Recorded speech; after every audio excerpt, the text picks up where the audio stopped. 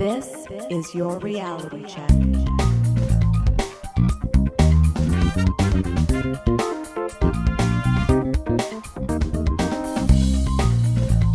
Hi everyone, and welcome to The Reality Check, the weekly Canadian show that explores a wide range of controversies and curiosities using science and critical thinking. It's just Darren here today, and we're putting out this 0.5 episode for a few reasons.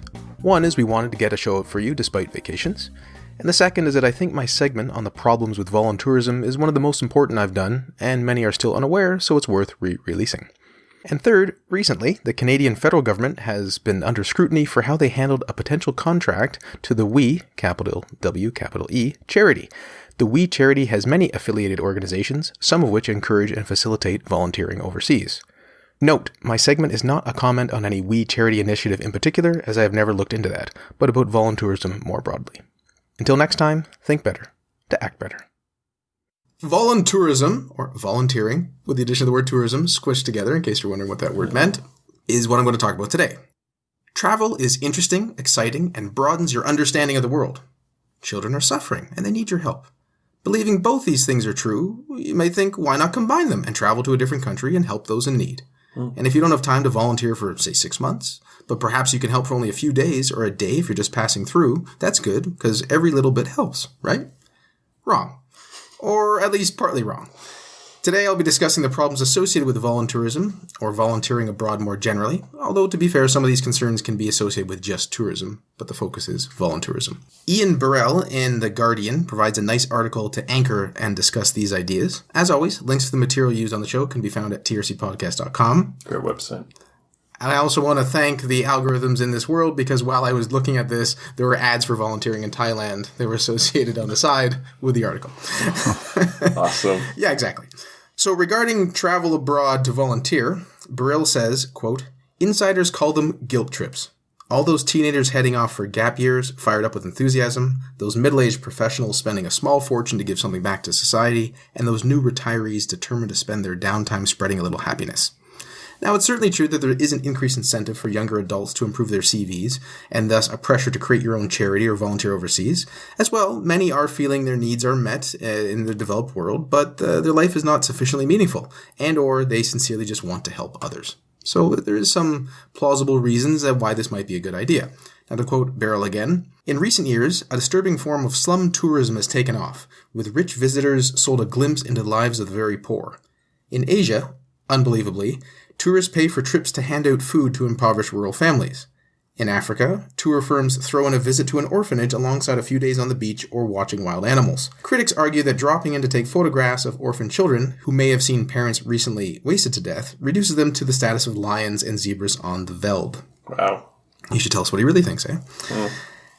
For the most part, I'm not going to get into the specific types of projects or organizations at which people might volunteer, because almost anything is possible. So there may be, you could help to dig wells, you could be growing crops, you could be involved in food production, housing, construction, teaching, or the care of children. Now, Burrell specifically speaks to orphanages as, another quotation here, "Many orphanages let tourists work with children. But what would we say if unchecked foreigners went into our children's homes to cuddle and care for our kids?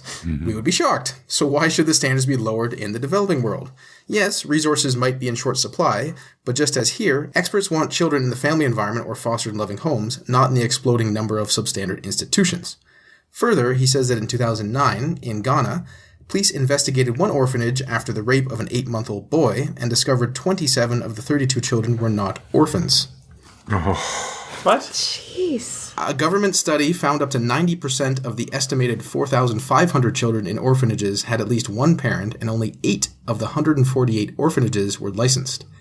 UNICEF officials said children's welfare was secondary to profits, and it is thought less than 1/3 of income goes to child care. But the orphanage exists, like, as a tourist attraction? Yeah, as a business.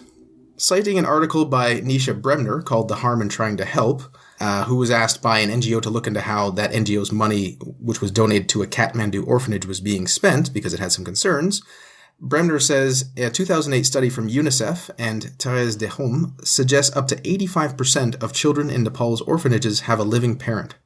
Research still underway suggests that this has not changed and indicates that there are now children being specifically trafficked to meet the demands of the voluntourism market.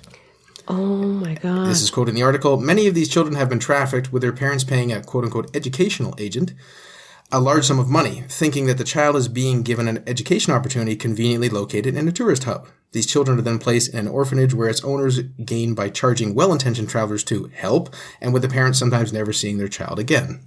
Wow. It's enough to make you sick. Yeah, that's pretty terrible. Back to Beryl, and he cites a report by South African and British academics which focuses on AIDS orphan tourism in southern Africa, but the report challenges many cherished beliefs. Quote, the study reveals that short-term volunteer projects can do more harm than good. Wealthy tourists prevent local workers from getting much-needed jobs, especially when they pay to volunteer. Hard-pressed institutions waste time looking after them and money upgrading facilities, and abused or abandoned children form emotional attachments to the visitors who increase their trauma by disappearing back home. Now, to unpack one of these, and here I'll start to intermittently paraphrase friend Matthew Villeneuve, if a foreign doctor or engineer is giving away services for free, how would this affect a local person with the same profession? And over the long term, what incentives are left for locals to pursue these occupations? This gets to the problem of perverse incentives. Similarly, if things are done incorrectly or poorly, there can be issues of local dependence, expectations, and habituation to handouts from foreigners. If one can make twice as much charging foreigners to have their picture taken with you or just begging, the say farming, then most rational humans with survival pressures would make that choice. That's just the logic of it all. On a slight flip side, there can also be a localized brain drain, where the best and the brightest in a local community will get jobs with NGOs, but not necessarily linked to their best skills, because NGOs who can offer a better salary and better work conditions as a driver or janitor will obviously be appealing to someone, but that person might have done something that made a larger impact or difference in the local community given their broader skill set. So going along with a bit of a list of other general complications, and this is with development broadly as well as voluntourism in particular, is the issue of, say, arrogance or neocolonialism. And this is the idea that you know better than locals how to do something and that you don't sufficiently explore why they are doing what they do or the reasons they might have for it. One of the many famous stories of failed development where these people came into a local community and they said, we're going to grow a certain crop. Let's say it's tomatoes down by the river. And the locals are like, well, that's not really a great idea. We're not really going to help you. And the people are like, well, once we have the tomatoes, these people will see that it was a great idea. And the tomatoes were ripening. And then the herd of hippos came in and ate all the tomatoes. And the local people were like, yeah, that's why we didn't do that. Wow. On the flip side, there's also if you're too polite. Perhaps a community is treating a dislocated shoulder by chanting or applying some green goo and having 6 men yank on the patient in opposite directions while they unknowingly rip apart what remains of the tendon. And you want to be respectful of this so-called ancient knowledge, so you don't say, well, you know what, I learned in this weekend course that's a terrible idea and everyone should know that's a terrible idea. So that's another complication. Then Matthew suggested maternalistic neo-curatorialism, which I was like, those are some fancy words all put together. And this is just the idea of trying to preserve another culture's way of being, even though they may want the opportunity to grow and develop in different ways. For example, you might be able to introduce a cell phone that would save these people a 3-day walk to the market, but you don't because you want to sort of protect that culture by putting under a glass dome, and then you sort of get to decide which side's the outside world they're going to be exposed to. Because then it can be like a museum where people get to visit. And, you know better, and it's best for them, and the outside world is scary, so I'll decide when you're grown up enough, which is a huge problem.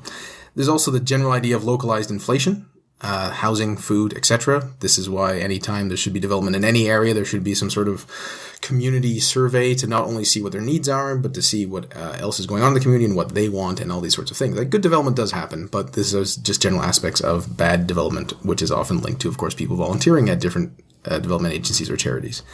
There's also the issue of local bitter resentment, and this is just if you're flaunting material goods that one might consider as basic necessities, but locals consider ostentatious displays of wealth. So as a foreigner, you'll probably have, this is your normal way of being. You'll just have tons of stuff with you, from your phone to something else, which makes you, perhaps, seem like you're flaunting your wealth. There's also the contentious issue and impacts of having relationships or sex with locals. Now, this is not just, say, men in Indochina that I saw on my trip, but there's a growing issue with women in the Caribbean, or I even heard stories recently about male tour guides in Nepal talking about how many children they might have around the world. Wow. Because women are either intentionally or inadvertently meeting these tour guides, perhaps as one more interesting things along the way, or maybe they had a nice connection, but some of them, perhaps they want a child. And this is a very easy way to get impregnated without almost any strings attached. Oh. Now, you could say, well, if the guy is having sex without a condom, there's still a chance of that happening. But the whole thing is a bit skewed anytime there's a huge imbalance in economic power, right? Sure. And, of course, there's the larger issue of just deepening, perhaps, the divide between us and them. these are some people who need my help because I am a good savior and they are much lesser in a certain way. Now, you can frame it in the right way where you're lucky that you happen to be born into economic privilege and someone else isn't. That's why you want to help them. But if you don't have the right frame, it can do that us versus them, in-group, out-group stuff, which we know human brains are very much predisposed to. And all of these issues relate to effective altruism, but to me, the big effective altruist perspective of the counterfactual thinking idea is that it costs a lot of money to go overseas. Yeah. What else could you do with that money? Think of the cost of the flight itself, and then perhaps even the lost wages that occur by you volunteering overseas. Oh, I'm going to go work somewhere else in a poor country for 6 months and not get paid at all, but take room and board. So you might use less resources in some way for your food costs and just the cost of living, but you probably could have made a lot of money in those 6 months. As Matt pointed out, you are offering non-specific skills. That's usually what a lot of people are here for. Yeah. It's different if you have a specific profession and you're contributing to a specific project with a specialized skill, but a lot of people are 20, 21, 25, even 30, maybe even 40, but they're just, I have a general well-being and I care, so how can I help? And usually that project that you might be helping on probably doesn't need your specific help to get off the ground. For example, Darren McKee here, what the heck would I know about distributing malaria nets? I don't. This is not my skill set. I don't know how to do it. Someone else already does. I don't need to go do it. Mm-hmm. So just donate to the Against Malaria Foundation. Alternatively, you could try to focus on trying to improve the system of charitable giving itself through lobbying for legislation in your own country to ensure people aren't being exploited somewhere else on Earth that other people might be volunteering. What do you mean by that last point? Well, you could try to put mechanisms in place that make charities follow certain rules. Mm-hmm. That people in a home country have to abide by in certain places. Okay. And it's probably be a long shot in terms of actually being effective, but it is something you could do locally. That was maybe one of the most depressing segments you've ever done, Darren. That was, I had a very visceral emotional reaction to that.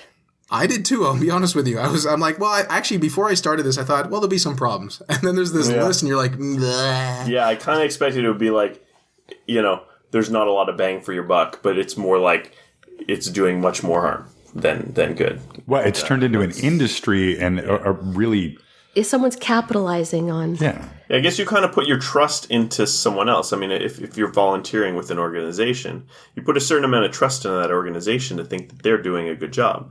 And if that organization doesn't necessarily have the best interest of the people they're attempting to help in mind...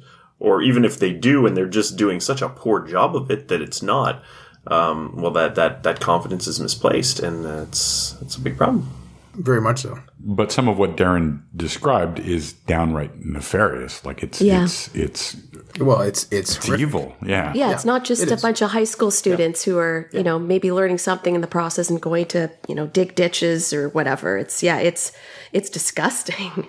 Yeah, there is it's on a continuum, of course. There is someone sort of spent their own money, went overseas, inadvertently perhaps took away a local job and built a house not that well. Okay, that's one thing. And then, you're inadvertently supporting human trafficking as another, the other end of it. Which, that surprised me, too, in terms of the extent of it.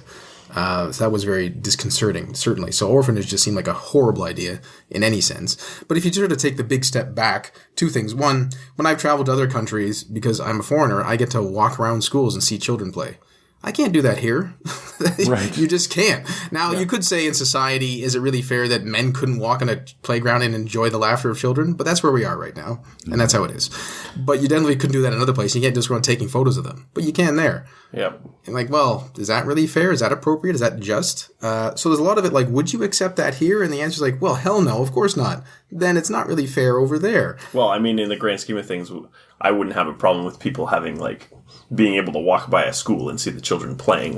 There's a certain level of overprotectiveness. Sure. But, I guess in terms of daycare. And what are your qualifications? I could afford the ticket to get it. Yeah.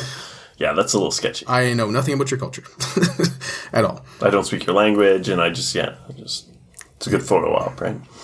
Yes. And another example of just how things can go awry and the average person may not know, there are stories where people would be involved in construction and then they sleep and then the locals undo the bad things they did and then rebuild it slightly. And it just seems farcical, right? The whole thing is just absurd. Just involve them in the process more and things can just go so much better. Right. I don't want to destroy the goodwill of those who have good intentions and want to help. That's really important. And as I've said before, use that inspiration, use that compassion to inspire action. As I've said, you start with your heart, but you give with your head. So if you truly want to help people, shift the focus entirely from your experience, what you're going to get out of it, the country you're going to go to, the photo ops you're going to get, and thinking, is this helping anyone? Is this helping anyone on the ground? How do you know? And is it worth you spending a lot of resources? If the answer is it probably isn't. So just to generally conclude, I've given you numerous reasons why voluntourism is bad, and some of this relates to tourism in general and some longer-term development, but it is clear that there are many, many variables that must be understood and addressed for voluntourism to be a good idea. And it's not that it's inherently bad, and that's important to note, but it's just that it is problematic in most cases and overtly negative in many of them. For show notes or to discuss this episode, visit our Facebook page and website at trcpodcast.com. For general inquiries or to send a topic or parody suggestion, email info@trcpodcast.com. Help support the show by leaving a review on iTunes and liking us on Facebook. Follow us on Twitter @TRC_podcast.